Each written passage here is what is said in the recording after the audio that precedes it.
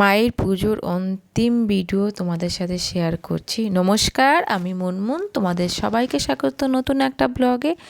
তো মনটা একটু খারাপ সবারই, কারণ আজ মায়ের বিদায়। তো দুপুরবেলায় এসে গেছে, 12টার আগেই এসে গেছে ব্রাহ্মণ মশাই। ইনাকে আর ঢাকিকে ছাড়া তো পুজো অসম্পূর্ণ। আর এত নিষ্ঠা সহকারে পুজো করেন, আগেও তোমাদের বলেছি, আমার খুব ভালো লাগে আমাদের এই ব্রাহ্মণের পুজো। আমাদের পাশেই থাকে, বাড়ির এখানেই বাড়ি। উনি বিশেষ কোনো পুজো করেন না, কয়েকটা পুজোই উনি করেন, লক্ষ্মী পুজো, সরস্বতী পুজো আর মা কালী পুজোটা করেন। আর তেমন কোনো পুজো মানে করেন না। বিশেষ করে দুর্গা পুজো করেন না। তো কালী পুজো আমাদের বাড়ি থেকে ওনার শুরু হয়েছিল, আমরাই বলে রিকোয়েস্ট করার পর নাকি করা শুরু করেছিল। ওটা আমার বিয়ের অনেক আগেই করেছে, সেটা যাই হোক। তো সবারই মন খারাপ, কিন্তু এটাই তো নিয়ম।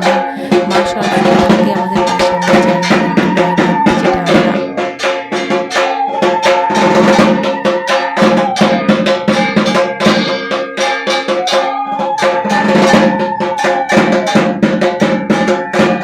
জানি না কারোর সাথে এমন হয় কিনা, কিন্তু এই টাইমে আমার এত কান্না পায় যে মা এতদিন ছিল ঘরে, কি সবাই কত খুশি আনন্দে ছিলাম। কিন্তু এটাই তো নিয়ম না। যাক, মায়ের ঘট নাড়িয়ে সুতো ছিঁড়ে মানে এটা কেটে মা ঘট নাড়িয়ে মানে ঘট বিসর্জনটা বলে, সেটা হয়ে গেল। আর এই তো সব ব্রাহ্মণ মশাই করে নিচ্ছে ওনার যেগুলো করার। তো খুব খুব কষ্টের মুহূর্ত এই টাইমে। একটা মানে একটু মনে ভরে যায়, যেমন মেয়েরা বাপের বাড়ি যায়, ফিরে আসার সময় যেমন কষ্ট হয়, ঠিক তেমন মাকে বিদায় দিতেও খুব খুব কষ্ট হয়। তো অনেকেই দেখো এসছে দুপুরবেলায়, মায়ের যেহেতু আছে লাস্ট পুজো হচ্ছে বিসর্জনের, তো সবাই এসছে, এখানে বসছে, সবাই পুজো দেখছে। তো এখানে দেখছে ব্রাহ্মণ মশাই সুন্দর করে সেট করে দিয়েছে, মানে পা দর্শন করে এই আয়নায়, সেটাই সবাই এক এক করে লাইন দিয়ে আমরা দর্শন করছিলাম। আর ভালো সুন্দর সেট করেছিল, খুব সুন্দর, মায়ের মুখটা পর্যন্ত দেখা যাচ্ছিলো, যেটা আমি ছবিতেও তোমাদের সাথে শেয়ার করছি। আর এখানে ব্রাহ্মণ মশাই সবাইকে শান্তির জল দিয়ে দিচ্ছে, সবার মাথা যেন শান্তি থাকে, মানে ঠান্ডা থাকে, বিশেষ করে আমি যেটা বলি। তো আমিও সবার শেষে এসে গেছি মায়ের দর্শন করতে। সবাই এত ভিড় হয়ে গেছিলো না, আমি যেন সবার লাস্টে এসেছি। তো আমাদের বললাম বেশি দূর না, আমাদের ব্রাহ্মণের বাড়িতে। তো পুজোর পরে আমরা ওনার সাথেই আমরা গুছিয়ে সব যেগুলো দিতে হয় ব্রাহ্মণের বাড়িতে দিতে যাচ্ছি। আর আমার মেয়ে বলছে আমি বড়টা নেবো, তো বড়টা নিয়ে নিয়েছেও। আমি বলছিলাম যে বড়টাই নে।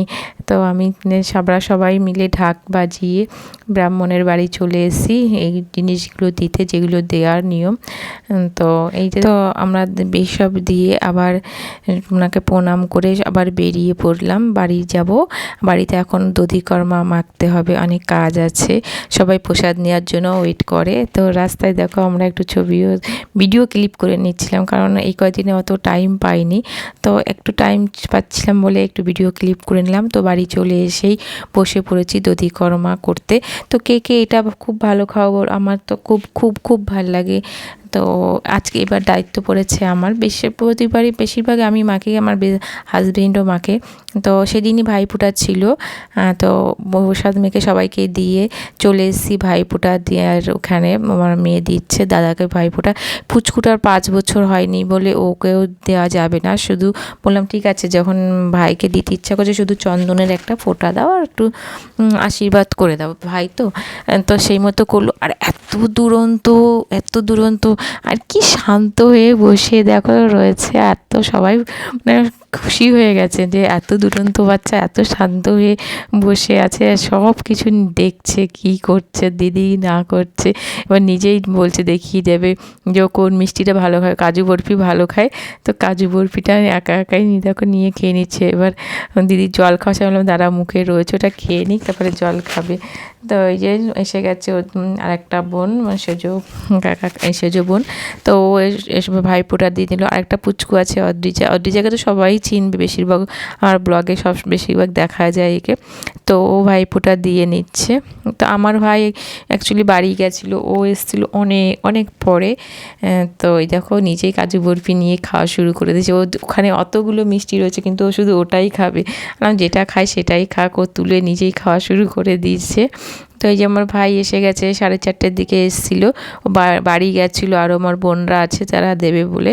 তো আমার এই যে ছোটো বোন ভাইফোঁটা দিয়ে নিচ্ছে, আর ও না খেয়েছিল, ভাইও না খেয়েছিল।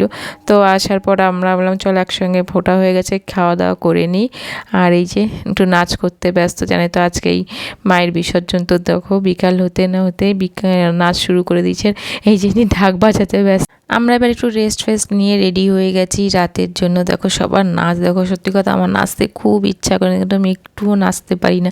আমি ভাবছি লাস্ট পর্যন্ত নাচের ক্লাসটাই ভর্তি হবো, কিচ্ছুই হয় না আমাদের, না নাচ পারি না গান পারি, একদম যাকে বলে অকম্মার ঢেকি। তা সবাই দেখো নাচ করছে, এটাই আমি বসে বসে দেখছিলাম আর ভিডিও ক্লিপ নিচ্ছিলাম। সুন্দর নাচ করছে, আর দেখো নাচের মধ্যেও আমার মেয়েকে নাচতে দেবে না, টেনে টেনে নিয়ে চলে যাচ্ছে। বড়দিদি আয় আয়, যতবার ওকে টেনে নিয়ে আসি ও ততবার ওর দিদির কাছে চলে যাচ্ছে। এত বিরক্ত করছিল, মানে দিদিকেই চাই, ওর অন্য কাউকে হবে না, দিদিকেই চাই। তো গান করতে করতে হাঁপিয়ে গেছে, তখন এবার কোলেই উঠে গেছে দিদি, সব জায়গায় ওই যে মায়ের সাথে নাচ শুরু করে দিয়েছে।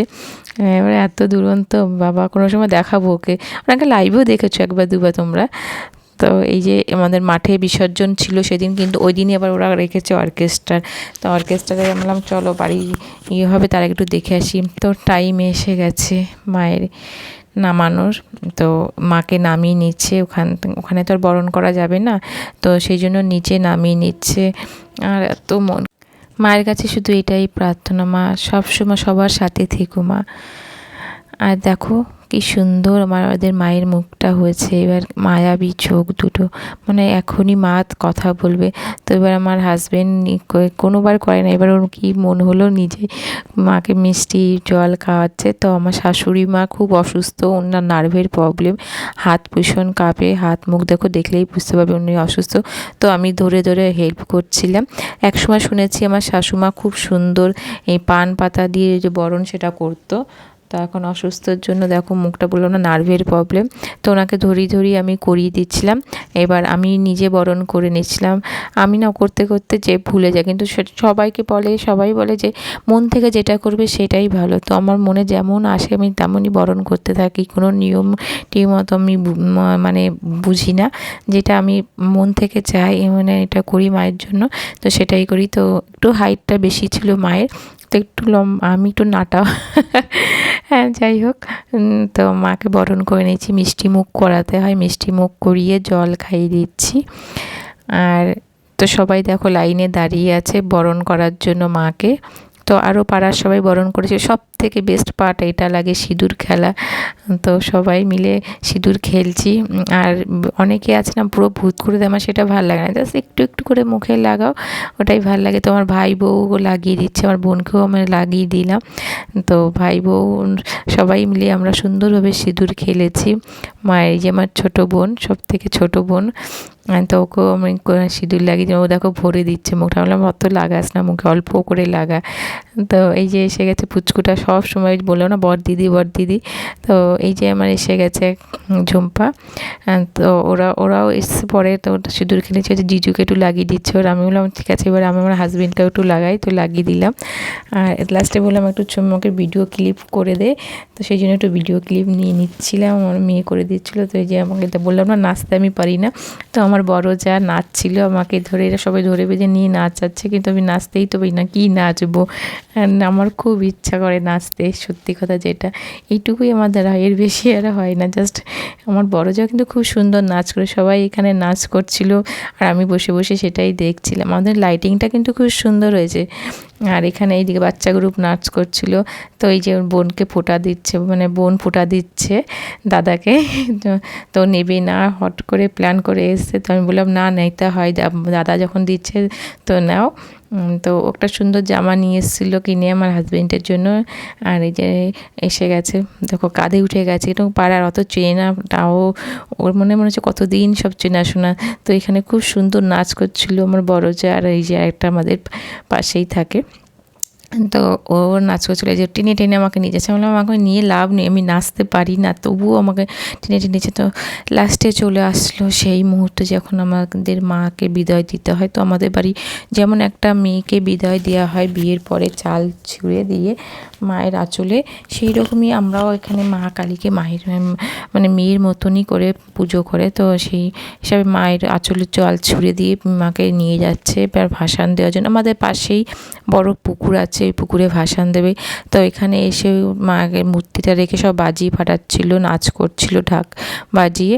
কি সুন্দর লাগছিল বাজিটা, এত পরিমাণে আওয়াজ, এত মানে কান ফেটে যাচ্ছিল, প্রচুর বাজি ফাটছিল। আর এই বাজিটা আমার তো খুব খুব ভালো লাগে, মনে হয় না দেখতেই থাকি। তো সুন্দর একটু ভিডিও ক্লিপও নিয়ে নিলাম আমি। আর দেখতে দেখতে এসেই গেল মায়ের বিসর্জনের টাইম। তো আমাদের বাড়ির বড় ছেলে মাথায় ঘট নিয়ে রেডি হয়ে গেছে বিসর্জন দেওয়ার জন্য। ঘট বিসর্জন দেবে, ওই দিচ্ছে কয়েক বছর ধরে, আগে আমার হাজব্যান্ড দিত, তো বড় হওয়ার পর থেকে ওকেই দিয়ে দেওয়ায় বলে বাড়ির ছেলে ওই দিক। তো এই যে আমার ভাই, ও নাচ করছিল, সবাই নাচ করছিল। তাই আমার হাজব্যান্ড বলছে ওই বাজিটা ফাটা, ওই বাজিটা ফাটা। তো মায়ের মুখটা দেখে আমি তাকিয়ে দিয়েছিলাম। এইটা ছোট্ট একটা মায়ের মূর্তি, পাশের একটা বাড়ি হয়েছিল, সেখানে নিয়ে এসেছিলো বিসর্জনের টাইমে। তো এখানে ওটা ফানুস ওড়াচ্ছিল। আর সবথেকে মজার ব্যাপার জানো তো, আমাদের যে পুচকুটা আছে ও ফানুসকে মানুষ বলে। তো 7 পাক ঘুরতে হয় মায়ের মূর্তির সাথে, পুরো মাকে নিয়ে তো পুরো ঘোরাতে পারে না, আগে মায়ের মূর্তি নিয়ে ঘোরাতো মানুষ, কিন্তু এখন মাকে নিয়ে 7 পাক ঘরটা ঘুরিয়ে তারপরে বিসর্জন, যে ঘট মাথায় দেয় সে বিসর্জন দিয়ে দেয়। আর এই টাইমে তো এত জল ছিটায় না, পুরো ভিজিয়ে দেয়। এবার তো আমাদের মায়ের মূর্তির পালা, ওদেরটা দিয়ে দিল, এবার মাকে নিয়ে যাচ্ছে। মা সবাইকে ভালো রেখো, এটাই প্রার্থনা, আর কিছু ভালো লাগছে না। এইটুকুই তোমাদের সাথে শেয়ার করলাম। তোমরা সবাই ভালো থেকো। আর বাড়ি আসার পর সব শান্তির জল দিয়ে মিষ্টি মুখ করে, এই তো ছোট্ট ভিডিও তোমাদের সাথে শেয়ার করলাম। তোমরা দেখতে থাকো, আর আমি কিছু বলছি না। Tata, bye bye.